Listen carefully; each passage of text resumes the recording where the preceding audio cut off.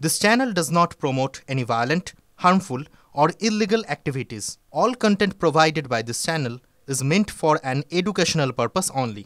আরো একবার লালবাজারের দিকে নজর রাখতেই হবে দীপ। তার কারণ সারা রাত জেগেছেন জুনিয়র চিকিৎসকরা, এখনো তারা অনড়।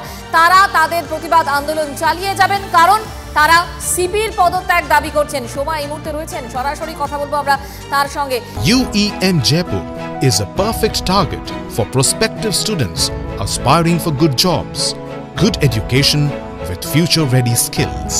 সোমা, এই মুহূর্তের ছবিটা কি? সময় যত গড়াচ্ছে, কি ভাবছেন এরা, কি করবেন এরা? হ্যাঁ দেখো, সময় যত গড়াচ্ছে আন্দোলনকারী চিকিৎসক যারা রয়েছেন তারা কিন্তু তাদের দাবিতে আরও বেশি অনড় হচ্ছেন।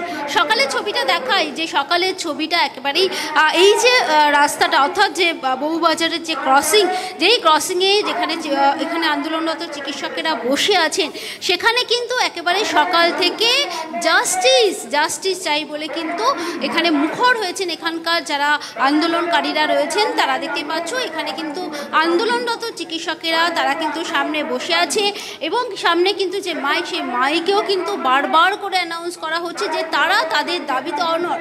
অর্থাৎ তারা যে দাবিটা করেছেন, যে তাদের যে দাবি রয়েছে সেটা তারা সিপির হাতে জমা দেবেন। এবং তাদের আরেকটি যেটা মূল বিষয় ছিল, তারা বলছেন যে তারা যে শান্তিপূর্ণভাবে মিছিল করে তারা বেন্টিন স্ট্রিট পর্যন্ত যাবার কথা বলেছিলেন, এবং সেখানে গিয়ে তাদের কয়েকজন প্রতিনিধি তারা লালবাজারে গিয়ে ডেপুটেশন জমা দিতেন, কিন্তু তাদেরকে বজ্র আটুনি দিয়ে থামিয়ে দেওয়া হলো। অর্থাৎ তাদের আন্দোলনকে কোনোভাবেই থামানো যাবে না, শারীরিকভাবে তাদেরকে আটকে দেওয়া হলো লোহার কংক্রিট দিয়ে।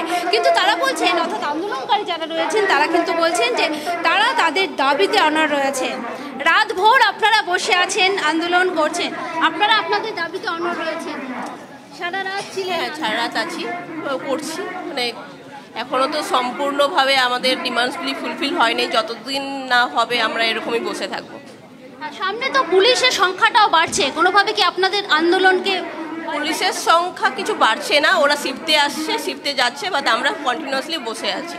লালবাজারের সামনে হয়তো সিপি ঢুকতে পারেন লালবাজারে, সেই কারণে। হ্যাঁ, সিপি হয়তো লালবাজারে ঢুকবেন, তার আগে যে ঢোকা উচিত, আমাদের সামনে এসে কথা বলা উচিত। ও তো আসতেই পারছে না, ভয়ে পালিয়ে গেছে। আরও যারা রয়েছেন তাদের সাথে কথা বলবো। আপনারা আপনাদের দাবিতে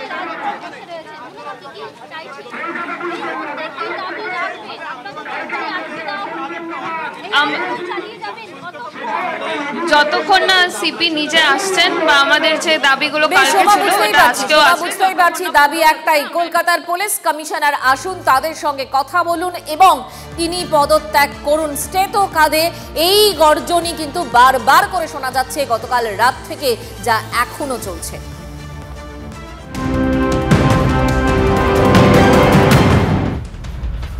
তিলোত্তমার জন্য সুবিচারের দাবিতে ফের রাত দখলের ডাক। বুধবার ফের রাত দখলের ডাক সহ নাগরিকদের, আন্দোলনকারীদের পাশে থাকার বার্তা তিলোত্তমার পরিবারের।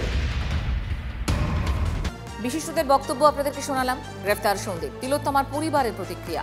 আমাদের মেয়ে দুর্নীতির বলি, অন্য দোষীদেরও গ্রেফতারি চাই, দোষীদের চরম শাস্তির দাবি তিলোত্তমার মা বাবার। নমস্কার। সিবিআই এর হাতে গ্রেফতার হলেন সন্দীপ ঘোষ। যদিও দুর্নীতির ইস্যুতে তিনি গ্রেফতার হলেন, কিন্তু কি মনে হচ্ছে এরপর কি একটু হলেও আশা দেখতে পাচ্ছেন, বুঝতে পারছেন কিছু? আমার মেয়েটা তো আজকে দুর্নীতিরই বলি হয়ে গেছে। আর হয়তো যেমন অনেকেই মন্তব্য করেছেন মেয়ে বলে একটু পরিপাওনা হিসাবে ধর্ষণ করেছে তাকে, কিন্তু আমার মেয়ে দুর্নীতির বলি হয়েছে, সে বিষয়ে আমাদের কোনো সন্দেহ নেই। পুরো ডিপার্টমেন্টের জন্য আমরা প্রথম থেকে দায়ী করে আসছি। সন্দীপ ঘোষ অ্যারেস্ট হয়েছেন, আরো যারা লোকজন আছে সঙ্গে জড়িত তারাও অ্যারেস্ট হোক। যেদিন এদের সবার ফাঁসি হবে এবং চরমতম শাস্তি পাবে, সেদিনই আমাদের মনের আশা কিছুটা পূর্ণ হবে। একটু আশা পাচ্ছি। দেখুন, আমি তো একমাত্র মেয়েকে হারিয়েছি এবং তাকে পুরো ডাক্তার তৈরি করে তারপরে হারিয়েছি, আর এটা পুরো হসপিটালকেই আমি দায়ী করব। তার মাথা হচ্ছে সন্দীপ ঘোষ। সেই জন্য একটু হলেও হয়তো আশা পাচ্ছি যে আমি বিচারটা পাবো।